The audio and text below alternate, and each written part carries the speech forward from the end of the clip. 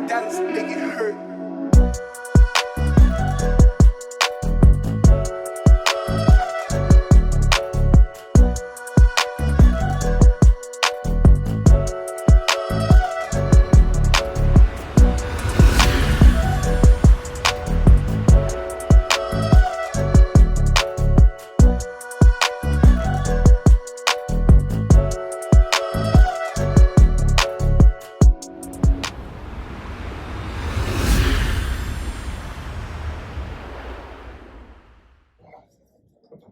Alright guys, welcome back to Unscrupulous Shit. I'm Robin. I'm Nick. And as you can see, this is not our usual spot. It's not the Tesla. It's not the old house, not the new house. It's Jamaica. We actually took a much needed vacation. On top of that, it's actually our anniversary, 14 years. And so, we decided to change up the scenery just a little bit. So we might appear just a little bit dark for those of you looking online. Well, I'm cinnamon. Your chocolate is extra chocolate. But now we have this beautiful sun behind us. We actually have a cruise ship behind us also, so I'm not sure if that's going to get picked up in the camera, but it's an amazing view and want to kind of share that with you. But that's not why we recorded today. No, but I do want to say something about the ship. Nick was very adamant about getting a shot with the ship, about recording with the ship in the background. It's the money shot. It came in at about 8 o'clock this morning. Yeah. And I was evening time, 5 o'clock our time over here, and it's about to leave. But my question to you is, because I haven't asked you, and I can assume why, but why are you so adamant about the ship? So, I'm actually going to have Robin upload a picture. So we have a picture. If I can find it. She can find it. We have a picture from about, I want to say, was it 20 years ago? Let's say 16 years ago. 16 years ago. So we have a picture 16 years ago where we actually came back to this hotel where we are in Unscrupulous.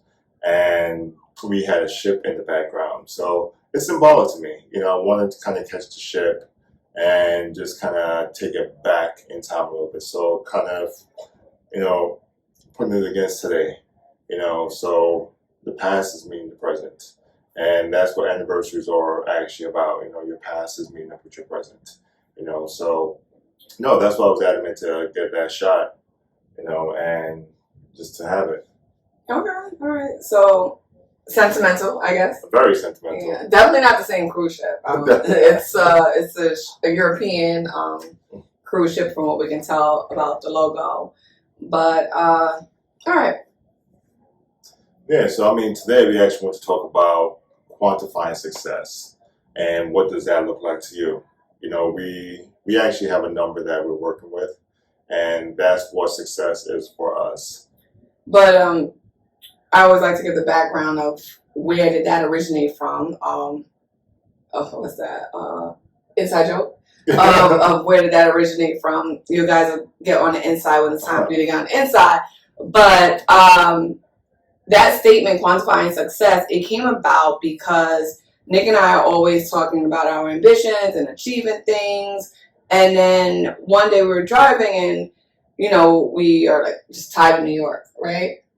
And Nick goes when we really are successful, really successful, that's when we can leave New York, meaning that we'll forego our 9 to 5 and do what we do, right? Whether it's Zoshi, KCN, whether things pop off. But my thing is, I am black and white, and I hate how black and white I can be, but I really feel like it has served me throughout life.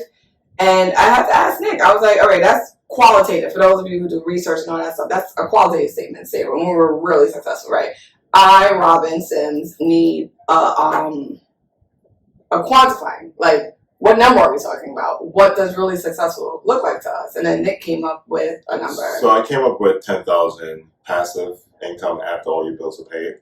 Now, to those who are really successful, again, that's probably not a lot of money. But to those who are just starting, think about it. With all your bills paid and you have $10,000 coming in monthly, that's a good life. That's a fucking good No, life. it's a good life. That means you can take care of literally everything you need to take care of. And others. Granted, you're living within your means. So that's for us living within our means and still having the ability to travel, to save, to send our kids to college, and just, enjoy everything that we do in life, the restaurants, movies, etc. Yeah, yeah. So the question that we pose to others to think about if you choose to engage with us or not, slide into our DMs, right? What is success quantified as to you, and what is it in terms of quality? Because yeah, definitely quality is like when we're really successful and everyone can deem what success is Absolutely. to them or what it's not to them. Like my version of success might be different from yours. I think Nick and I have the same ideology of our version of success when we talk about the quality of it, meaning Absolutely. we're providing for our kids.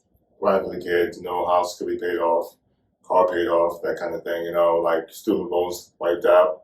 I mean, again, it's the simpler things in life, but it's the things that we're striving for. It's kind of like, what are you working for if not towards a goal? You have to work towards a goal. And if you're not working towards that goal, well, you need to kind of readjust your life, because things just won't work out if you're not planning ahead. And that's what I think about. You're right. And in terms of planning ahead, as everyone's getting to know us, all right, we're New Yorkers. We live in New York. Nick was born in Jamaica, as we are here now.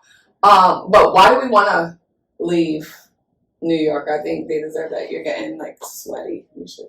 Oh man, it's hot in Jamaica. Yeah, we have the AC off, so the camera doesn't pick up the audio of the AC. But no, the reason why I want to leave New York, it's just super expensive. It's cold. It's gritty, and we know there's better out there. I mean, I wouldn't mind getting the price I'm actually paying the house for. Let's say you buy a house for $700,000. You're buying a lot of house and a lot of land in other states. In New York, you're not getting anything. So I want to see where my money can go. And plus, I want that good quality of life. I'm tired of 4 seasons. I'm going to tell you the truth. I am tired of it. I wouldn't mind having 2. When someone says 4 seasons, I always think of the hotel. But yeah, I get it. Decided in 4 seasons. But all right, so but what state? Like, where would you want to go? I don't want to necessarily go to California. You know what? So it's tricky. So I'm gonna list the first one I would go to. I would definitely go to Atlanta, or should I say Georgia? I'm not going to Atlanta. Atlanta's I say Georgia. Georgia, yes, they do have 4 seasons. So I'm not really escaping it too much. Atlanta's rough. I would go to Florida. Atlanta's kind of rough. Atlanta, but I would go to Florida also. So I would go to Texas. Are you just going there for the seasons? No. Weather? Like, I mean, you know what? I will go there for the lifestyle. Like I haven't been to Texas yet, and I do hope to get there shortly. But I know Texas could probably offer the lifestyle that I'm looking to. Something relaxed, something warm, something like a little bit urban, but not all the way gritty like New York. So that's my take on it. What about you, Rob? My take is, this sounds so cliche, but I want to be in an area where there are Black professionals. Like that's my thing. Florida, when I think about Florida, I really think retirement, and no insult to anyone. So if I don't say retirement, I think slow, right? Although New York is getting to be too much, and Nick says gritty, that's so old school. But just, I guess I can welcome the Southern hospitality. I said I wouldn't do Atlanta, but I'm with Nick. I would do Georgia. Atlanta, we've been down there once or twice. It is definitely put it like this: Metro Atlanta is rough, and Metro Atlanta is gritty. Everybody got guns. Before you can't own guns right now. You know what I'm saying? So, look at it like the wrong way, be like, yo, whatever. I'm not ready for that. I wasn't ready to look at anyone directly in the eyes when we went out there. But that's my business, my scaredy cat. But that's our take on it. But that's what, again, we speak about when we talk about quantifying success. Yeah, I'm with you though. I would want to explore Texas as a place. Yeah, so. Like, build a house from the inside out with Texas. Absolutely. And then in regards to New York, I love New York, but it's just time. Yeah. That's how I feel. I feel like it's just time that we've been here our whole life, and it's just good to expose ourselves to different stuff and expose the boy to different stuff, the girl to different things. Well, that brings us to our next question. How can we leave New York?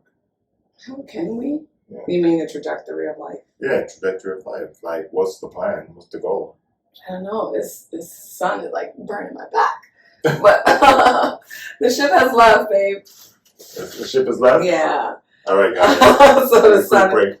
Don't mind this. We are pulling the curtains so that the sun can stop beating us down. All right. It's a little bit better. Definitely the lighting has probably changed, but it's all good. All good. Much cooler. Much cooler. Yeah. But yeah, that being said, how can we leave New York?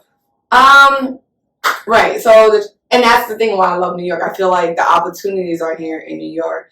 And when we talk about the trajectory of life, it's stuff that I'm sure we already mentioned in earlier podcasts, where Nick and I are talking about our professional goals and professional ventures.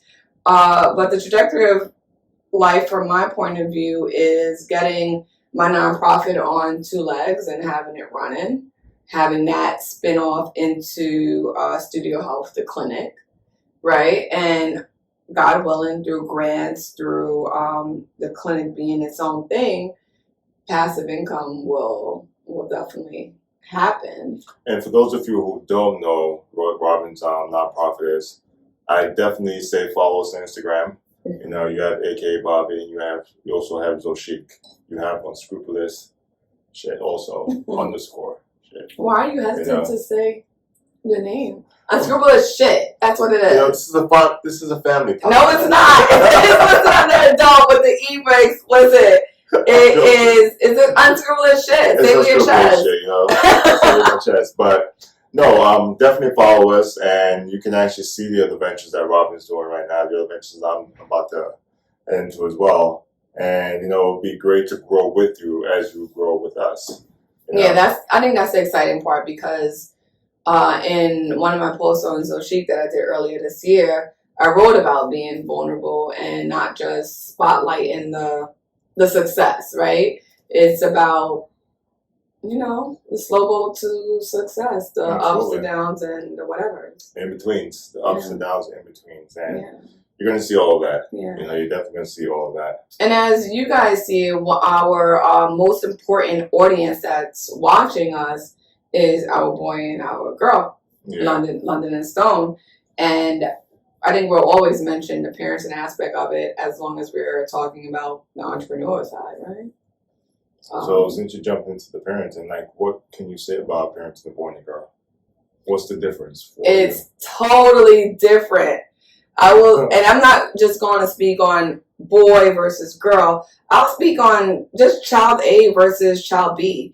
No two are alike. Don't put the expectations that you received from the first one onto the second one. Meaning, if the first one started reading at age 4, don't be jaded or sideswiped when the second one starts reading at age 6. The two are totally different. But with raising a girl, I just feel like every move I make is like paramount.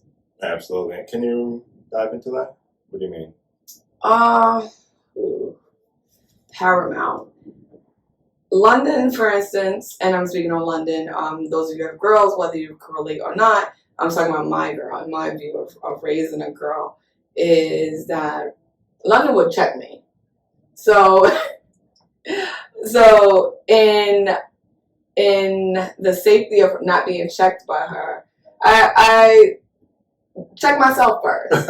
Meaning, I don't have candid conversations around her where she might hear me talking bad about someone because I don't like gossiping, and I tell her that, and I don't want her to ever hear me talking about someone and think that it's a gossip. Absolutely. For one thing. And it's just also just decisions I make, right? A teacher, don't go the easier route, go the harder route. I give London scenarios. Like one day I gave her a scenario. I said, so being West Indian, I know you know this. Let's see if I know this. Okay, so when your big toe is shorter than the neighboring toe, then your second toe. So your second toe is bigger than your big toe, right? That means as a woman, you're going to rule your husband. You're going to rule your marriage. You heard that before? I haven't heard that. Are you serious? That's something new. There must be. When the second toe is bigger than the first toe, you're going to rule the relationship. Is that got any saying? That is, my second toe is bigger than my first toe. But anyway, so London, so I mentioned that to London. We were laying down one day in the bed and we were talking about it. She was like, this toe is bigger and pointing at my feet. And I told her what it means. And London is the opposite. Her second toe is shorter than her first toe. So she said, what does that mean? I'm not going to say anything, but London has my feet. That's why I said maybe. So I told her it means that your husband is going to rule the relationship. And I said that on purpose because it's really like to see where she is all the time, right? And then so she played the scenario. She sat up on the bed and then she goes, he's going to tell me to wash the dishes. And I'm going to be like, Mama, don't tell me to wash the dishes. And I just love that because although it was all in jest and all in play, it was like I got to see what her mindset is, right? And when I talk about raising a girl, it's not just telling you what to do. It's showing you what to do. It's playing it out to assess where you are. And see, I don't know. You can tell me what you think about the boy. I mean, I don't know, man. My boy is, you know what? He's sensitive. And little boys are sensitive. At least I want to say some little boys are sensitive when they're growing up, when they're first out there. My boy, he loves a lot. You know, and this is the kind of kid that if you say something bad to him, you know, he's going to...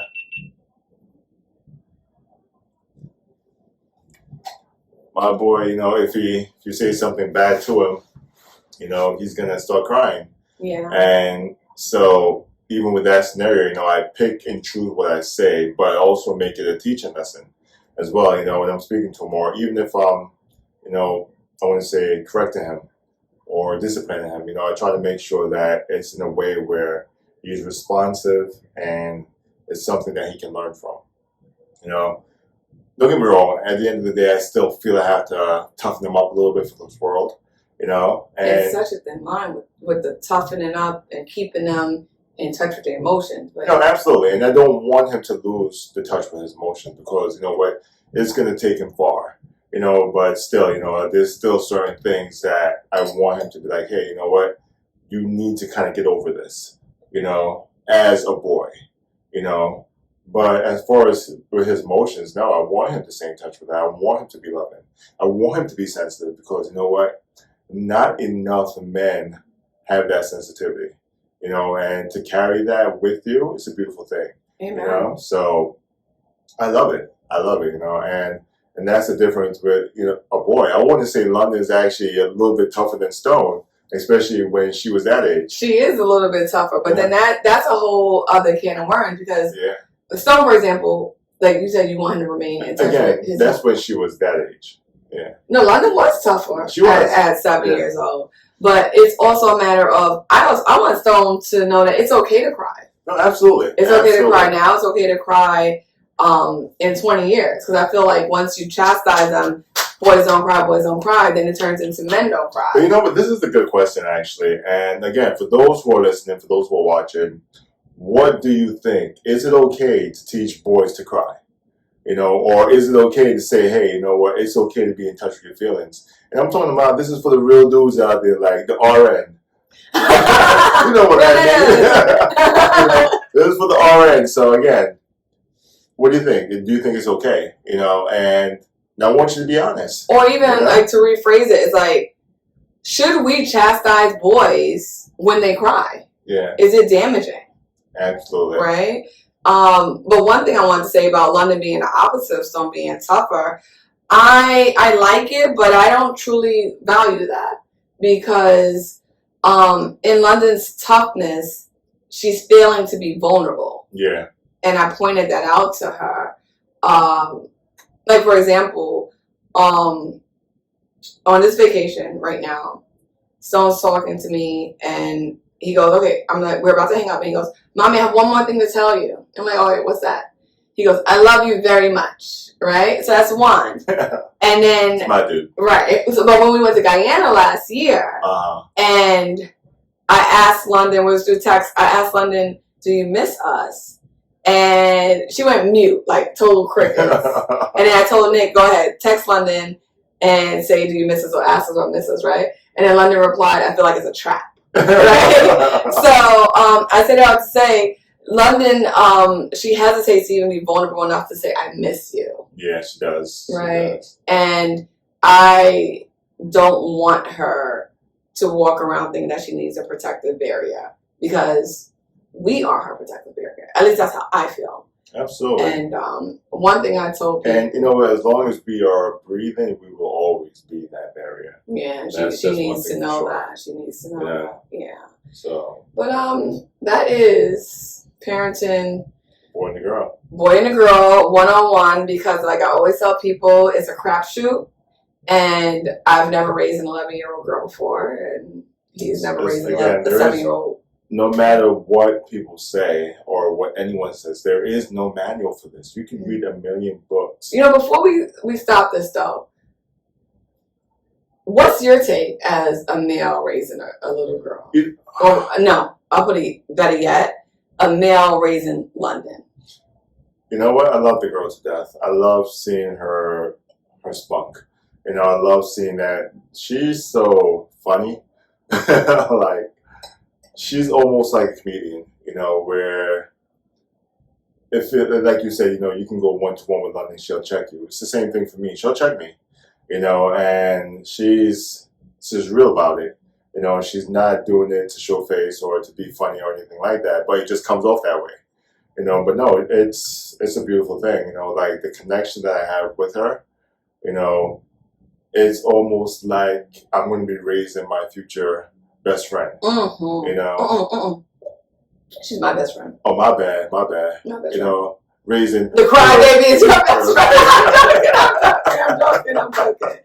I'm joking. But yeah. But no, I mean, no, I love the girl to death, you know, and it's just as she grows, you know, I love to see the maturity that comes in, and you know, just the way that she carries herself, the way she speaks, you know. For me, a male watching that, you know, I can see why guys are so protective of their daughters, you know, because you want to protect that, you know, because you don't want them to change. Right. You know.